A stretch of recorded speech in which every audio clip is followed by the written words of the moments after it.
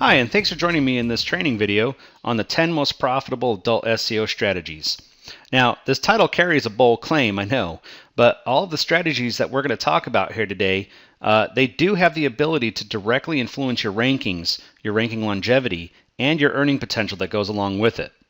And there's, of course, many profitable strategies beyond the 10 that we're going to discuss here, but I've learned through experience over the last 12 years that these 10 are fundamental for getting and keeping top ranks.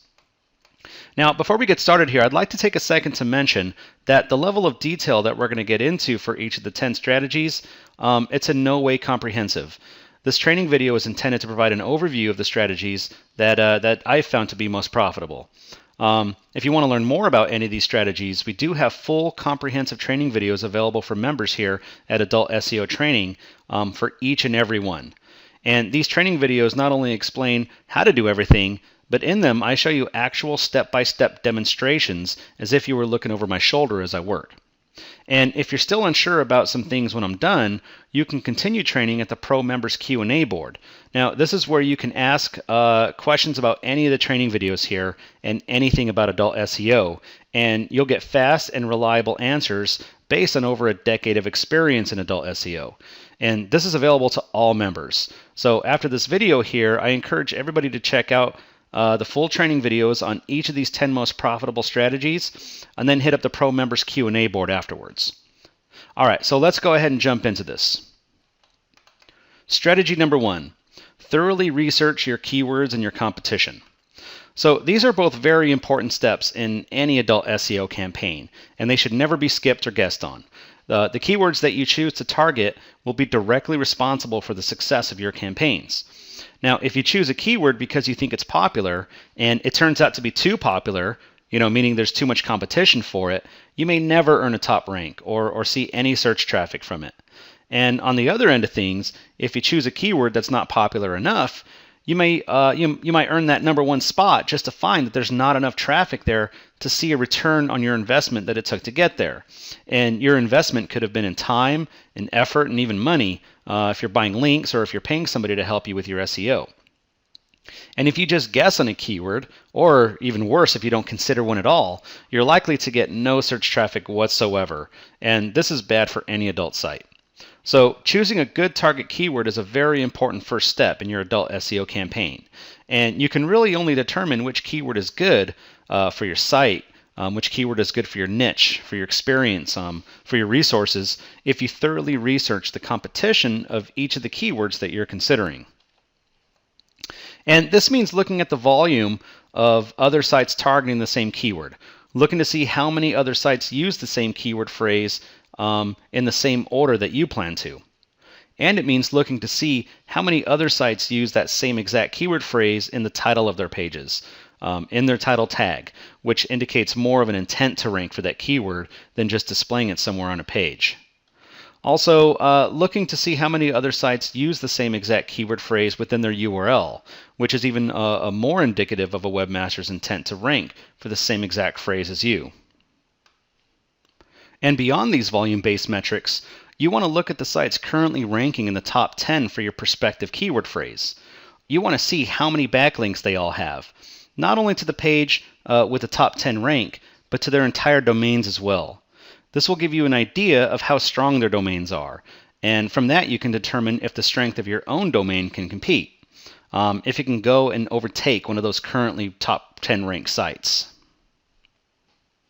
And that's what this first strategy is all about, finding a keyword phrase that has enough traffic and that has a level of competition that you can manage. All right, moving on to strategy number 2, we have calculate your SEO value before deciding on your target keywords. Now, what this means basically is comparing the potential traffic volume of a keyword phrase with your average conversion rates. So if after researching the competition of the currently top 10 ranked sites, maybe you think you might be able to have a shot at ranking in the bottom 10, say, and then maybe in a few months in the top 5. Now, you're not going to want to go months without seeing a profit, so you need to make sure that there's enough traffic throughout the top 10 for you to convert sales from. So the process of calculating SEO traffic value is comparing the available traffic with your own average conversion rates to see if there's going to be enough sales there for you.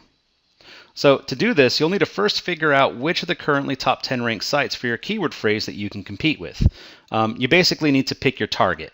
Now, a few of us can target number 1 or number 2 right out of the gate. So let's say you pick the number 6 ranked site as your target. So now you'll need to estimate how much search traffic typically clicks on the number 6 ranked site.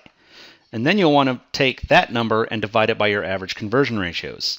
And to do this, you'll first need to find a Google traffic distribution chart, which I provide to our members, or you can go and find one floating around on your own. And what it'll show you is that the number 6 spot on the average search result page shares in 6% of the available traffic to the keyword phrase. So if, for example, the keyword phrase that you're going to go after gets an average of 22,000 searches a day, then you know that a 6% share of that is 1,300 clicks a day.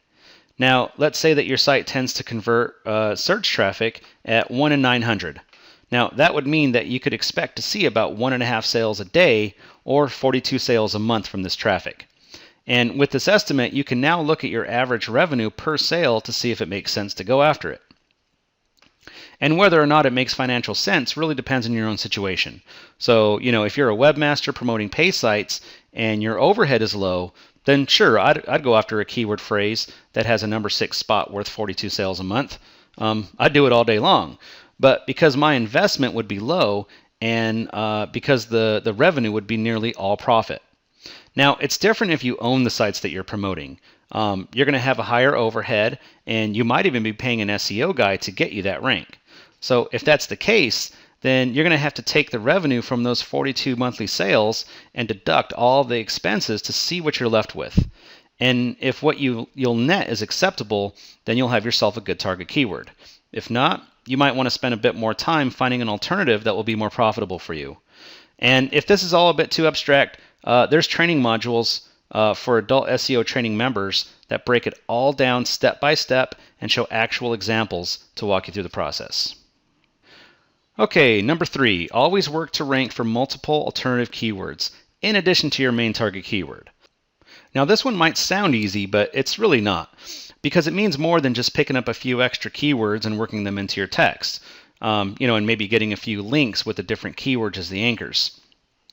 It really means treating all of the internal pages of your sites as if they were home pages, each targeting its own keyword, utilizing its own synonyms of that keyword to strengthen the target without keyword stuffing, and running a full link building campaign on each page so that each one can realistically compete for a top 10 rank for its own keyword. So it takes some work, but it's really worth it, and here's why. The target keyword phrase that you choose is of course going to be the one with the most traffic. It's going to be the one keyword that has the ability to hit your own revenue goals. And because of this, it's also likely going to be the one with the strongest competition, meaning it's going to take some time to rank for it. So I don't know about you, but I like to make money from every single site that I have. And I like to see that money coming in as soon as possible. I don't like to start a new SEO campaign and then have to accept that it might be 3 months or something before I see traffic from it. There's no reason to have to ever accept that. So when you're doing your keyword research and your competition research, you want to dig up as many viable keywords as you can. Keywords that have some traffic and keywords that you can compete for. You don't want to disregard the ones that only get a few hundred searches a day, just because you really want a few thousand. You want to go ahead and make that high traffic keyword your primary, but go ahead and keep the rest to use as alternatives. Take the time to optimize your homepage and your internal pages for all these alternative keywords, and then start building links to them every day. What's going to happen is when you do this, you're going to start seeing new ranks for all these smaller keywords since there's fewer guys competing for them. And that's going to bring in new fresh traffic while you wait for that big target keyword to kick in. So it's easy as adult webmasters to get tunnel vision, for just the homepage of your blog or just the main page of your tour, or for just one keyword that you want to rank for. But this tunnel vision, it really limits your earning potential. You'll bring in more sales every month if you cast a wide net of well-researched keywords and if you can scale your link building to include all of them. All right, number 4 here is closely related to the same strategy, and that's to write all the text for your pages and for your blog posts to rank for those long tail keywords. This means to treat all of your internal pages and all of your blog posts that you write as if they were home pages of their own site. You want to take all the alternative smaller keywords that you found and use them to optimize every page you write. That means taking one of these smaller keywords and making a list of related words and synonyms, and then using them to target within your text, and within your title tags, and within your image alt tags. Then once the blog post is live, you want to start link building to that post using that small keyword and all of its related words. And as long as you keep the optimization and link building natural, you'll soon start to see each of your blog posts actually ranking for their own alternative long tail keywords. Just like how tubes rank for so many of their own category pages for their own niche keywords. And ranking for all these smaller keywords not only gives you extra traffic, but it actually strengthens your domain overall and will improve your rank for your target keyword as well. And when optimizing all of your pages for your keywords, be sure to write all of your text content for your surfers, not for search engines like Google. In this day and age, they don't really need your help to understand what the topic of your page is. They don't need you to repeat, teen porn 20 times on one page to know what your page is about. That's like 1998 thinking. I mean, since then, literally, Google's already scanned millions of full books to understand language, to understand grammar, and context. They've updated their algorithm countless times just to be able to differentiate between natural written language and quote-unquote SEO optimized language. Hell, it's been like 3 years since they released their Panda algorithm to the world, which directly attacked over-optimized content. So stuffing a paragraph of text, into the header of your blog or into a little box in your tour that has teen porn in there like 5 times, it's just crazy. Google alone utilizes over 200 different factors when determining the target of your page and how it should rank. And a lot of these factors aren't even in your direct control. So my point really is to stop writing your text for search engines. If you're writing a blog post to describe a photo of a teen giving a blowjob or something, write just that. Describe the photo and inject some of your own personality, some of your own tastes and opinions into it. Make a joke or compare the model with some other girl you like, and then link to another post of yours featuring that girl so that your surfers can see what you're talking about. And when you do this, you'll be providing more value to your surfers, more entertainment, and you'll give them stuff to really read and stuff to do instead of just seeing a photo above the usual gibberish that they see on every other site, before hitting the back button. And just because you don't specifically include the keyword phrase teen porn doesn't mean Google's not going to know what your post is about. It's going to see teen and it's going to see sexy and blowjob, and it's going to know what's up. All right, so let's go ahead and move on to number 6. Always work to get high-value links from high-quality sites. And by high-value links, I mean true value based on not only page rank, but on page authority and domain authority, existing Google ranks, and the keywords they rank for, as well as the page's relevancy to your own site, where and how your link is included on the page, and how many other sites that page links to. All of these factors combine to determine the true value of a link. And these high-value links will directly influence your ranks and shouldn't be overlooked, even though they usually take a lot more effort to get. They're worth the time to find and to negotiate, and the more of them you get, the higher you're going to rank, and the more valuable your own page will be in case you plan on selling links yourself someday.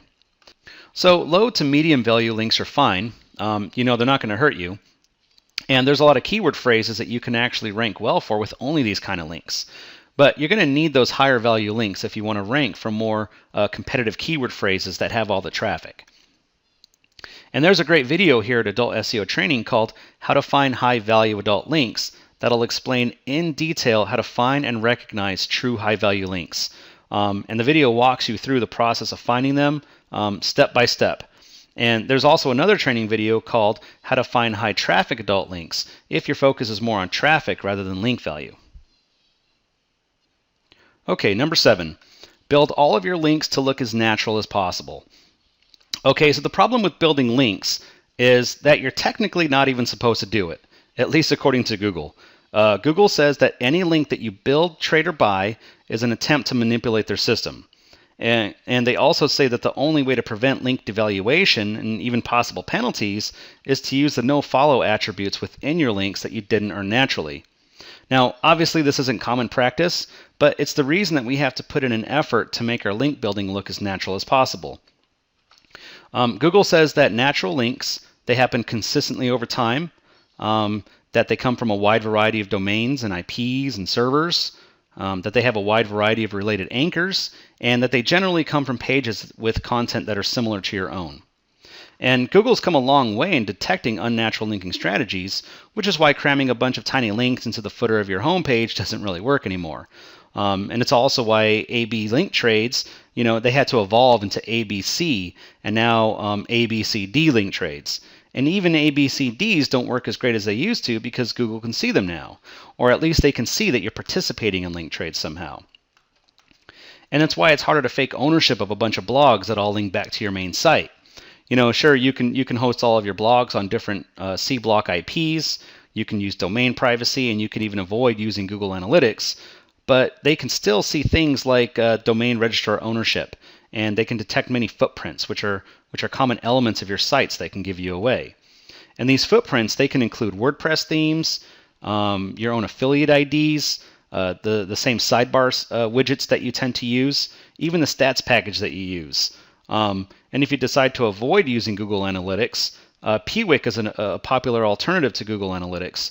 But if you use the same Piwik account on all of your sites, it's going to create a new footprint. You even need to consider when all of the blogs in your network went live. Because, if you get 20 brand new links, like all at once, from 20 blogs that all share a similar footprint and that were all launched within the same month, and especially if they were all launched after your main site was, it's going to look obvious. And it's because of all of this that we have to link build more carefully these days, which means taking the time to plan out your link building so that you can be sure it looks as natural as possible. And I go over a number of reliable methods of doing this in our full training videos. All right, strategy number 8. Try to get the same high-value links as your competitors have. Now, this one is actually a pretty big topic, but here's the basic idea. All of the sites currently ranking in the top 10 for any competitive phrase are going to have a number of high-value links that help them to get there. There's other factors that account for their rankings too, of course, but their highest value links are always one of the biggest contributing factors. And since this is the case, it'll put you at a competitive advantage over others trying to rank for the same keyword phrase if you share some of the same high-value links as a site that's already ranking in the top 10. Now, think about it for a second. Google is out, crawling porn star sites. It confirms that a top-ranked site still has links from a number of high-value pages, and then it notices that those same high-value pages are now also linking to you. Google then not only passes on their link value to you, but logically has to conclude that your site is now recommended just as highly as your competitors is, since all of the same trusted sites are now linking to the both of you. And of course, those new high-value links that you share in common with an already top 10 ranked site is going to push you closer, if not all the way into that same top 10. Now, this strategy works because it takes all of the guesswork out of finding the best links. And you can take this strategy and repeat it on the sites that gave your top-ranked competitor his links. This will not only provide more high-value links, but it'll also help reveal link-building strategies that your competitors might be trying to hide. To do this, you basically need to dig up your competitor's backlinks. And the process is exactly the same. You're just going to expand it out another tier, and then another for as long as the links remain relevant to your niche. And of course, just like all of the strategies in this video, you can find detailed step-by-step instructions on how to do this and what premium tools to use in the full training videos inside of Adult SEO Training. Okay, strategy number 9, lower your bounce rates through sound marketing principles.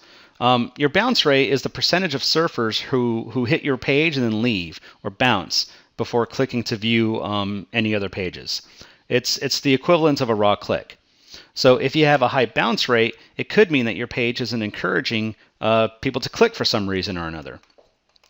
And typically it's because your site is modeled after a million others, all run by fellow adult webmasters, all displaying content in similar ways and linking to all the same pool of popular pay sites.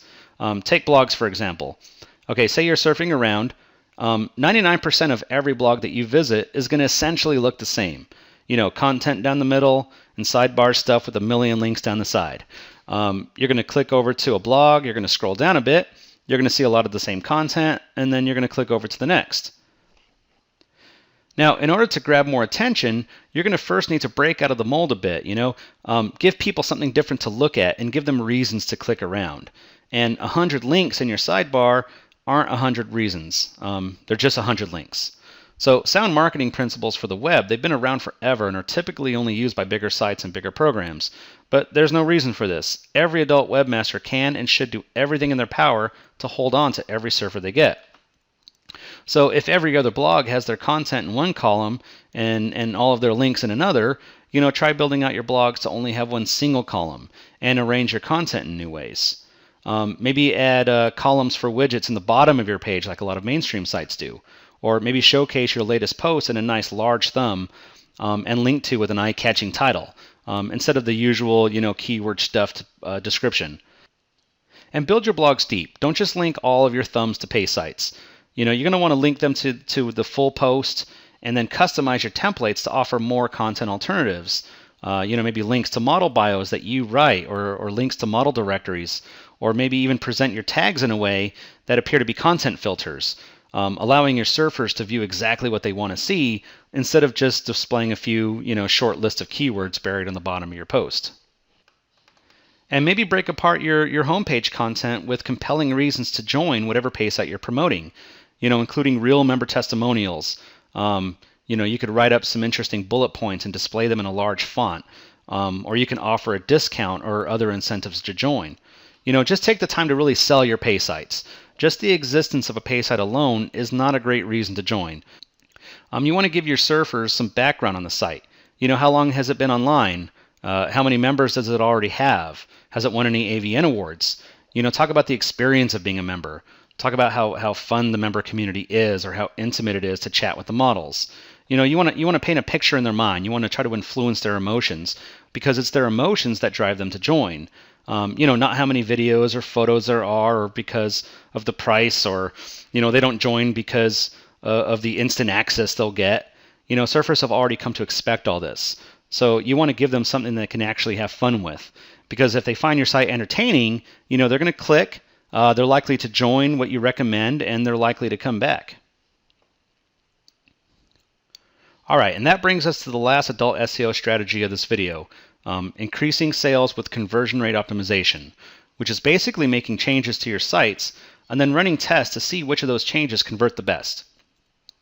Now, this might already sound familiar to a lot of you, since it's commonly done in our industry, especially on pay sites and join pages, but we tend to go about it the old way in this industry. The conversion rate optimization that I'm talking about is the new way. Well, it's new to us anyways. So let me break it down so you can see what I mean. So the old way is to make a few changes to a page and then wait for a period of time, maybe a month or a pay period, and then check stats to see if there was an improvement in your sales and ratios.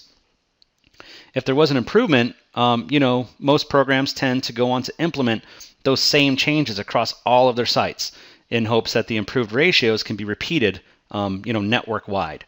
Now, if the changes resulted in a drop in sales, most programs tend to revert back to the original design, in fear of making things worse. Now, this is a very inaccurate way of conversion testing for a number of reasons. First of all, if you make multiple changes to a page or a join form, you can't really know for certain which of those changes were directly responsible for the improvement. And secondly, a lot of different things can happen over a pay period, over a month, while you run your tests. You might experience a change in your traffic, either in quality or volume. You might experience a natural swing in ratios that commonly happen from time to time, or you might pick up or lose an active affiliate.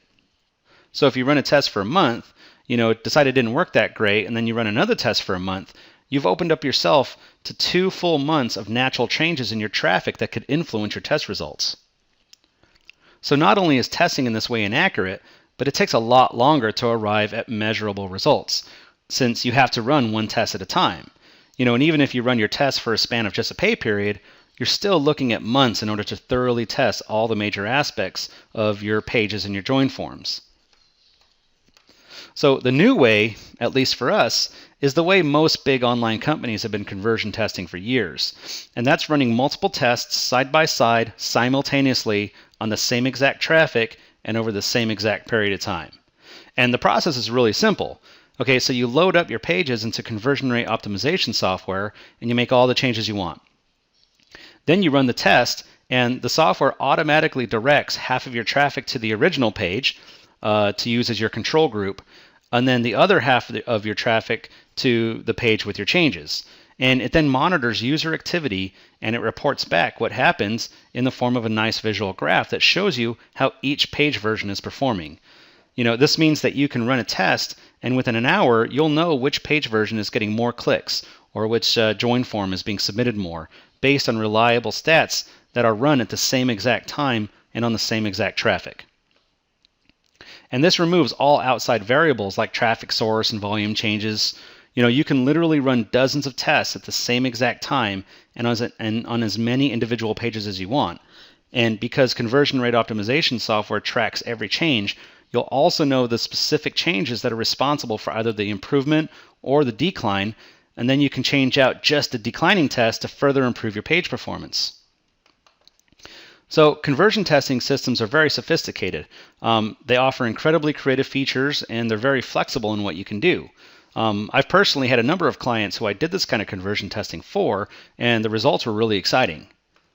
The only snag with conversion testing in this way is that it can be very involved. It's actually a profession on the mainstream side. But if you can tackle that learning curve, or if you can find a contractor to do the testing for you, it'll very likely improve your bottom line. I mean, the logic's there. You'll know exactly what works and what doesn't in real time. So if you continue to remove, what's called the losing variations, and you keep adding winning variations, your site's performance will continue to increase. And the time it takes to run these tests, it's just a fraction of what it normally takes using the old method. In the old way, you run tests for an arbitrary period of time. But using conversion rate optimization software, you only have to run your tests until you reach the point of statistical significance, which can happen within hours on high traffic sites. All right, so there you have it, the 10 most profitable adult SEO strategies. I know these were all just overviews, but as you can see from the length of this video already, that they're big subject, and there's still a lot more to go over for each and every one. So if you're already a member of Adult SEO Training, I hope you take the time to go through the full training videos to get a better understanding of all the strategies we talked about today. And if you haven't yet joined, I hope you can see the value in our training videos and in joining our Adult SEO community. And as always, if you have any questions about this or any other training videos here, feel free to head over to the Pro Members Q&A board and ask your questions either publicly or in private, and we'll be sure to help you out with whatever you need.